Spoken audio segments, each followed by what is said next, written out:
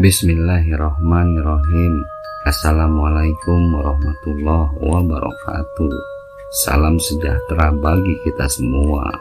Semoga kita selalu diberikan kesehatan, kesuksesan, dan keberkahan oleh Sang Pencipta. Amin. Di video kali ini, saya akan membawakan cerita horor berjudul KKN di Desa Parewangan yang ditulis oleh akun Twitter Rama Atmaja. Sebelum masuk ke ceritanya, alangkah baiknya bantu support lembar misteri dengan cara like, komen, subrek, dan share. Juga aktifkan lonceng notifnya, karena tanpa support dari kalian, pastinya lembar misteri nggak akan berkembang, Bob. Ini juga nggak kalah penting, Bob. Jangan lupa support juga akun Twitter Rama Atmaja dengan cara follow akunnya yang saya sertakan di kolom deskripsi. Oke, nggak usah berlama-lama lagi. Kuy, kita simak ceritanya.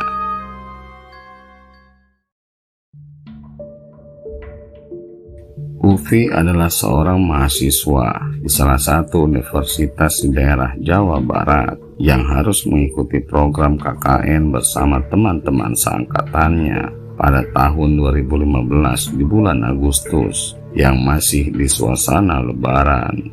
Tempat dan lokasi untuk KKN yang sudah ditentukan oleh pihak kampus berada di daerah dekat pantai. Kebetulan kelompok Ufi yang berjumlah 18 orang terdiri dari 7 orang perempuan dan 11 orang laki-laki mendapatkan lokasi di daerah C yang hanya sekitar 45 menit saja dari pantai. Setelah mengetahui tempat dan teman dalam kelompok, maka dibuatlah grup WA untuk sesi perkenalan dan membahas tentang lokasi yang akan ditempati oleh mereka. Pada H-7 diputuskanlah untuk observasi tentang lokasi dan juga menanyakan perihal tempat posko yang akan mereka tinggali selama 40 hari. Salah satu teman Ufi yang bernama Igun adalah mahasiswa pendidikan bahasa Inggris yang paling semangat untuk mengikuti acara tersebut. Dia mengirim pesan di grup, "Ayo kita cepat cari posko, biar tenang." Namun pesan itu hanya digubris oleh beberapa teman saja. Sedangkan Ufi sendiri sebenarnya merasa malas untuk ikut KKN. Mungkin merasa hanya sebagai mahasiswa kupu-kupu, atau ada hal yang entah merasa mengganggu batinnya. Padahal bayangan daerah itu belum pernah sama sekali dia singgahi. Akhirnya Igun bersama 3 orang berangkat ke lokasi, bermaksud untuk mendalami daerah sekitar, juga untuk mencari posko yang tepat. Ketika sampai di tempat, Pak Kepala Desa dan Sekdes yang menyambut memberitahukan bahwa hanya ada 2 posko yang disediakan.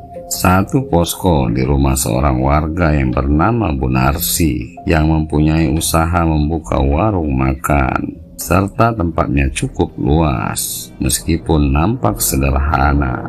Sedangkan posko yang tersedia satunya lagi adalah sebuah rumah yang bergaya seperti bangunan tinggalan dari Belanda.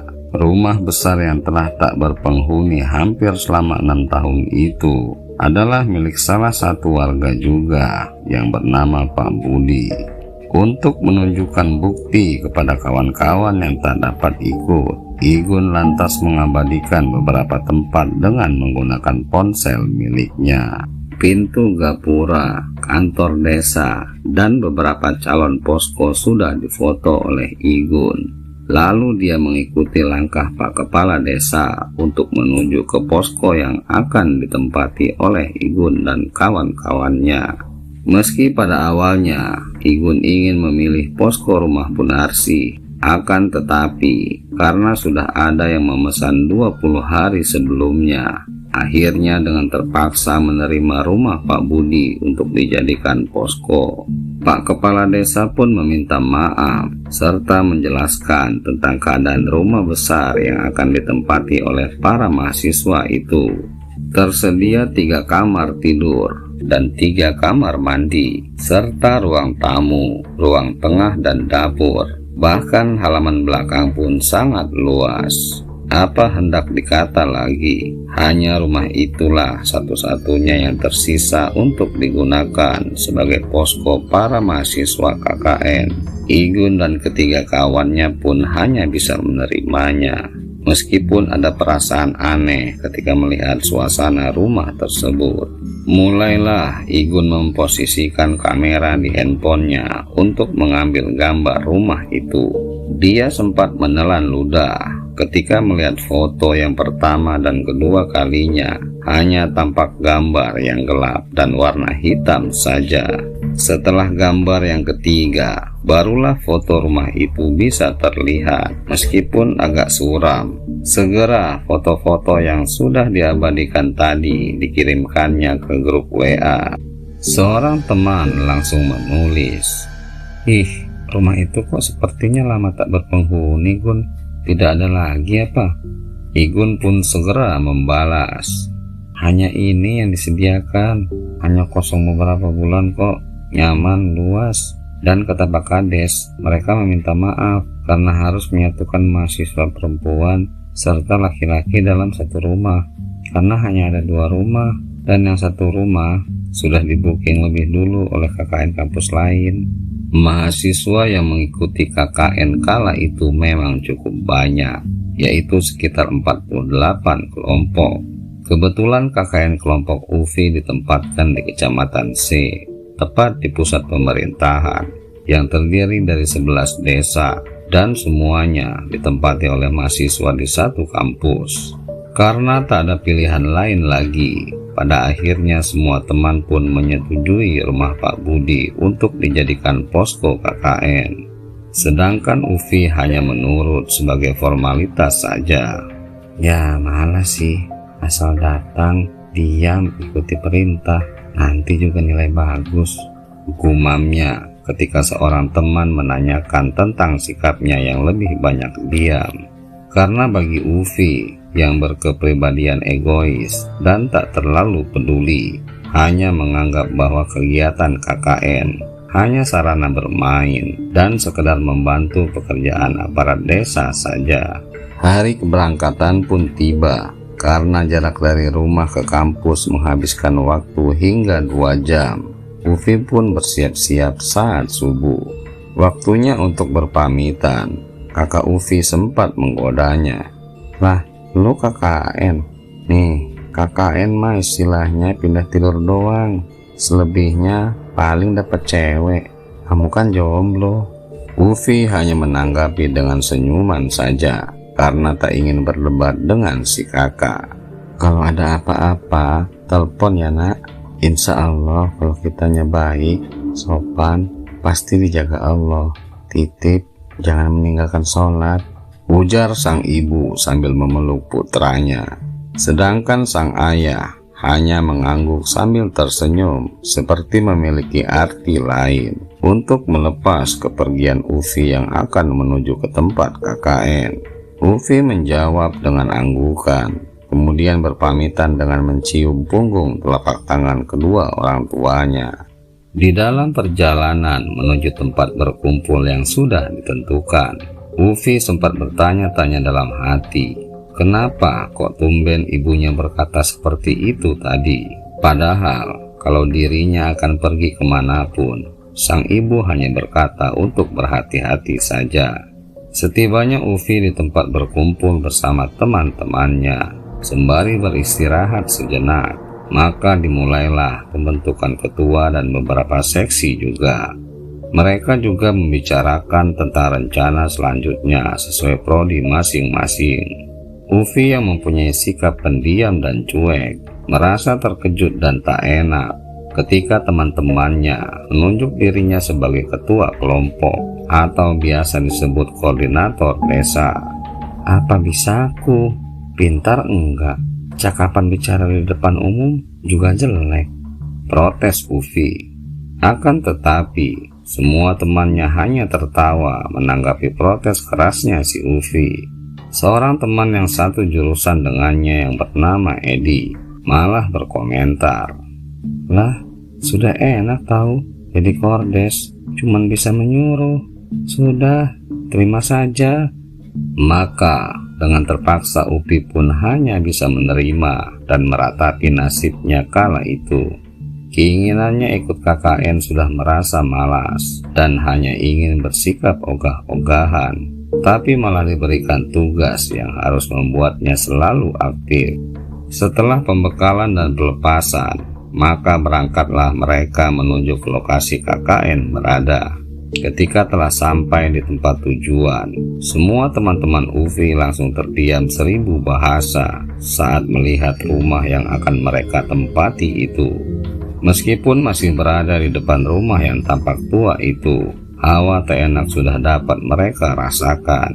Sekitar 2 menit mereka tertegun memandangi bangunan tua itu. Mereka dikejutkan oleh teriakan salah satu teman yang bernama Igun, yang ternyata ada seseorang menepuk bahunya dengan sedikit keras. Ternyata di belakangnya sudah berdiri seorang lelaki yang berperawakan tinggi, perutnya buncit dan berkumis tebal, yang tengah melotot ke arah Igun. Kenapa kalian hanya diam saja? Seharusnya datang itu beri salam. Permisi kek, bukannya diam plongok-plongok di depan rumah, seru lelaki itu. Maaf pak, mungkin kelelahan kali. Ada apa pak? Kok ada di sini? Tanya Igun. Ini kuncinya, awas jangan lupa nak, WC belakang jangan dipakai. Ujar lelaki itu lagi, yang ternyata adalah si pemilik rumah dan bernama Pak Budi. Iya pak, siap. Terima kasih atas bantuannya, jawab Igun sambil mengangguk dan tersenyum.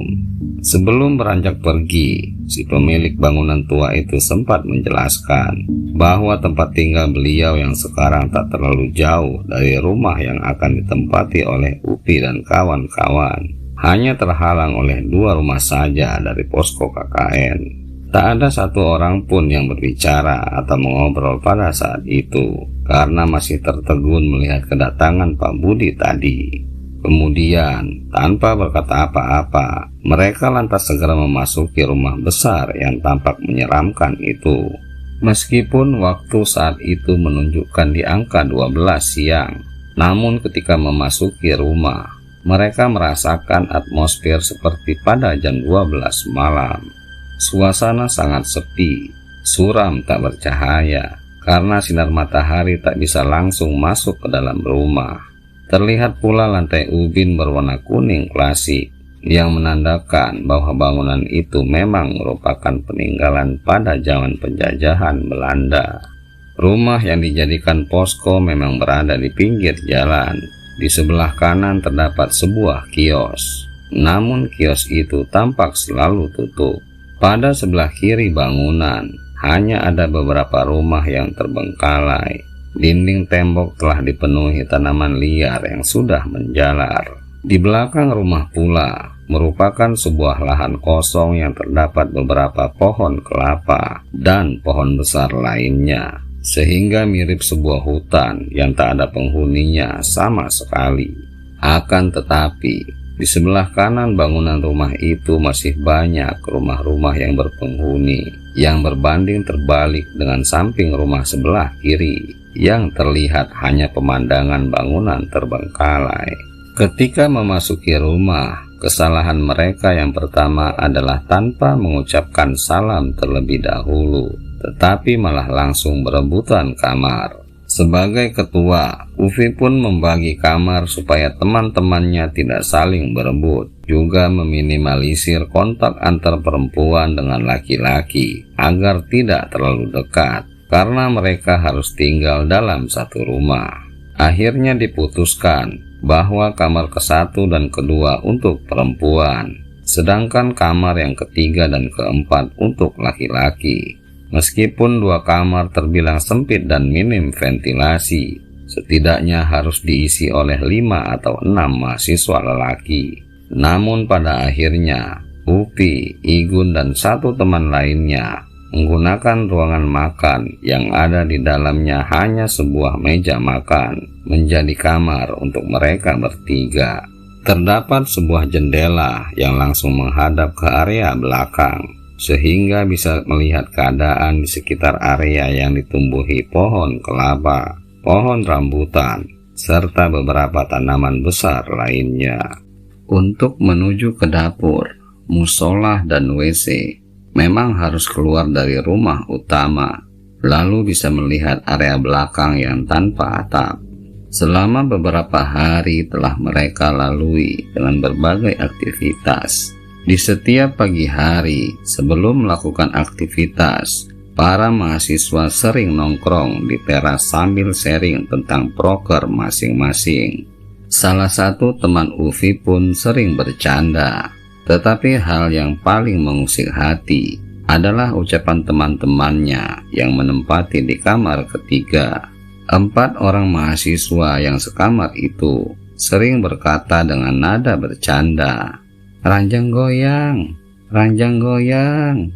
Di kamar itu memang kebetulan terdapat 2 tempat tidur kuno, karena setiap pagi mereka mengatakan hal yang sama sambil tertawa. Maka teman-teman yang lainnya hanya menanggapi sebatas candaan saja. Pada tanggal 15 Agustus, kebetulan ada program untuk jurusan UPI dan temannya yang bernama Edi. Program mereka adalah permintaan dari kepala dusun yang letak dusunnya lumayan jauh dari posko. Saat itu, mereka diminta untuk melihat fasilitas kesehatan, yaitu seperti balai sebagai tempat kalau ada pengobatan. Kepala dusun pun meminta agar di sekitar fasilitas itu ditanami berbagai tanaman obat. "Halo, ini dengan anak yang KKN. Bisa ke dusun Bapak tidak? Tapi yang bisa menanam tanaman. Maaf, sore-sore menyuruh kalian. Bisa ya?" ucap kepala dusun melalui telepon. Waktu telah menunjukkan pukul 16, serta kondisi pun mendung, sehingga membuat Ufi merasa agak ragu dan malas. "Kenapa tidak besok saja sih?" keluh Ufi di dalam hati. Halo, bagaimana? Bisa? Bisalah, kan kesini tugasnya untuk bantu kami." Hehehe. Lanjut Pak Kepala Dusun, karena Ufi masih terdiam. "Oh iya Pak, silakan. Sekarang juga saya ke sana. Ditunggu ya Pak," jawab Ufi akhirnya. "Kalau bisa kesininya jangan sendirian ya," seru si bapak mengakhiri panggilan. Ufi pun merasa terkejut karena tak mengerti dengan ucapan si penelpon. Bukannya mengucap salam dulu, malah langsung ditutup. "Edi, ada tugas nih. Kita harus ke dusun C. Tadi kepala dusun telepon, harus ke sana sekarang," teriak Ufi memanggil dan menjelaskan kepada Edi. "Kok sore begini sih? Aneh. Males Afi. Besok aja, mana mendung lagi," jawab Edi ragu. "Jauh sih, tapi bagaimana lagi? Yuk," tegas Ufi karena tak ingin mendapat penilaian kurang baik cuma gara-gara masalah sepele.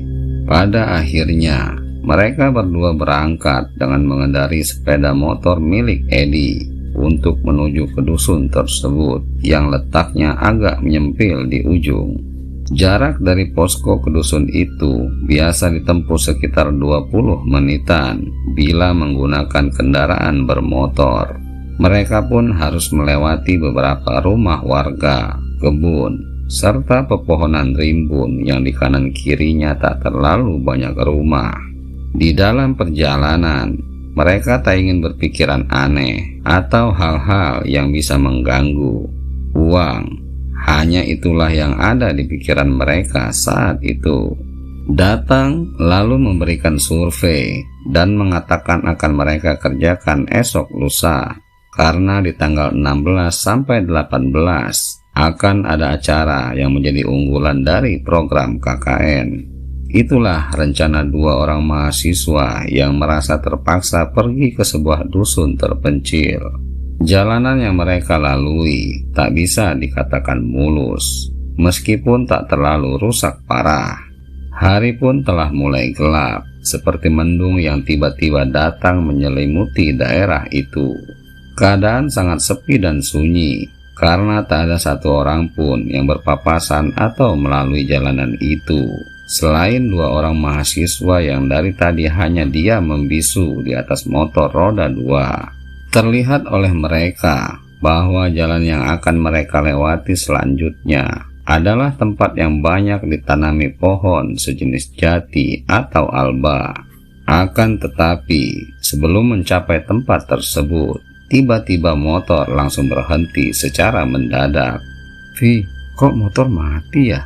Padahal bensin masih banyak kok," teriak Edi yang kebingungan. "Lah, mana ku tahu. Coba cek dulu di.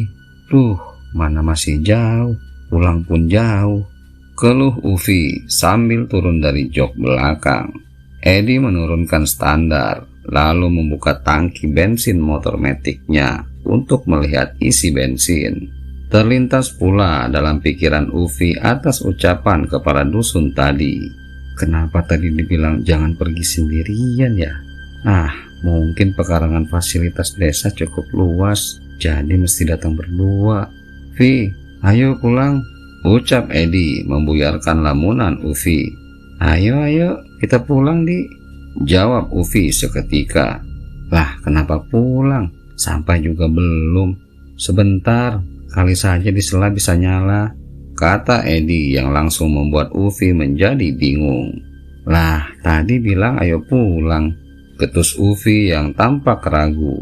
"Dari tadi aku cuma mau ngecek motor kok," tegas Edi dengan tatapan meyakinkan. "Terus yang tadi siapa? Halusinasi kali," gumam Ufi di dalam hati. Motor pun akhirnya bisa menyala. Edi yang telah merasa lelah langsung menyuruh Ufi untuk menyetir motor. Sesekali Edi mengumpat kasar, "Anjing, bangsat, motor tak tahu diuntung, sedang dibutuhkan malah mogok. Untung nyala, kalau tidak, kubuang kamu." Ufi langsung tersenyum mendengar umpatan temannya. "Sudah, ayo, biar cepat sampai dan pulang, sudah mau maghrib." Selang beberapa meter berkendara lagi, Ufi melihat ada sesosok tubuh yang berbaring di samping kanan jalan. Namun, karena harus fokus mengendarai motor, tak dihiraukannya sosok yang terbalut kain putih kusam itu. Meskipun merasa terkejut dan was-was, tapi Ufi tak memberitahu temannya yang duduk di jok belakang, karena tak mau urusan mereka menjadi kacau. Hawa semakin dingin dan keadaan bertambah gelap. Namun kesunyian yang mencekamlah yang membuat Ufi merasa sedikit takut. Maka dia langsung tancap gas motor agar bisa segera sampai ke tempat tujuan. Sekitar pukul 17.30 sore, akhirnya Ufi dan Edi sampai di tempat tujuan, yang langsung disambut oleh kepala dusun dengan pertanyaan. "Loh, kok lama sekali? Ada apa?" "Tidak ada apa-apa, Pak. Cuman tadi motor kami mengalami mogok di perjalanan," jawab Ufi. "Syukurlah kalau begitu. Ini adalah fasilitas warga yang biasa dipakai untuk balai pengobatan. Nah, di sampingnya itu ada pekarangan. Kami para warga di sini ingin pekarangan kosong itu ditanami tanaman obat-obatan agar nanti jadi pepohonan apotek kami," jelas kepala dusun. "Bagus Pak idenya. Untuk ukuran 3x4 meter ini memang cocok untuk beberapa tanaman. Namun kami ingin minta maaf karena waktu kesini tadi tak cukup persiapan. Apakah bisa kalau kami kerjakan besok lusa saja, Pak?" Ufi mengemukakan alasannya agar dia tak berlama-lama lagi di dusun terpencil itu. "Bapak kesini bukan bermaksud membuat tanaman itu sekarang, tapi Bapak kasihan sama kalian. Jadi maksud Bapak hanya ingin bertanya, betah ya tinggal di situ?" jawab Pak Kepala Dusun yang di akhir kalimatnya dengan nada berbisik. "Betah kok Pak, ya dibetah-betahkan, karena mau bagaimana lagi," sahut Edi. "Bismillah saja, Bapak lihat kamu sepertinya agak tenang," ucap Bapak Kepala Dusun sambil menepuk bahu Ufi. "Iya Pak, Bismillah saja, jawab Edi lagi. Ya sudah, lebih baik kalian segera pulang saja. Nanti kalau sudah sempat, kalian datang ke sini lagi untuk membuat kebun apotek kami, ujar Pak Kepala Dusun. Iya Pak, kalau begitu kami pulang dulu. Mohon maaf belum bisa banyak membantu, pamit Ufi sambil menjabat tangan lelaki di hadapannya itu. Tidak apa-apa nak, Bapak hanya merasa sedikit khawatir saja. Tolong titip sopan santun untuk teman-teman kalian. Apapun bila ada yang mengganggu, pendam saja. Jangan sampai si Budi tahu. Oh iya, sepulang dari sini nanti, di perjalanan jangan gubris apapun yang ada di depan kalian ya, tegas Pak Kepala Dusun yang langsung berbalik lalu berjalan meninggalkan dua orang mahasiswa yang masih tampak agak kebingungan. Lalu Edi mendekati Ufi dan berbisik, apa maksudnya Bapak itu ya? Kok jadi merinding begini ya Vi? Kita pulang saja yuk. Ufi mengangguk lalu menjalankan motor sambil mengucapkan salam. Padahal kepala dusun sudah berjalan jauh dari tempat mereka. Aneh juga, udah capek-capek kesini, kok malah mengobrol itu saja? Kenapa tidak bicara lewat telepon saja sih?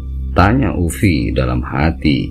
Di dalam kegelapan yang sudah mulai menjelang maghrib, serta air yang menetes sesekali dari atas seperti menandakan akan hujan, Ufi memacu kendaraan roda 2 yang dinaikinya agar segera cepat sampai posko. Perasaan Ufi semakin tak enak saat akan sampai di jalan yang tadi terdapat sesosok tubuh berbungkus kain putih. Benar saja, ketika telah berada di jalanan yang terasa aneh itu, mata Ufi kembali melihat hal yang membuat jantungnya bagai dipacu. Namun rupanya kali itu bukan hanya Ufi yang bisa melihatnya, karena Edi langsung berkata dengan suara yang agak keras, "Vi, kebut Vi."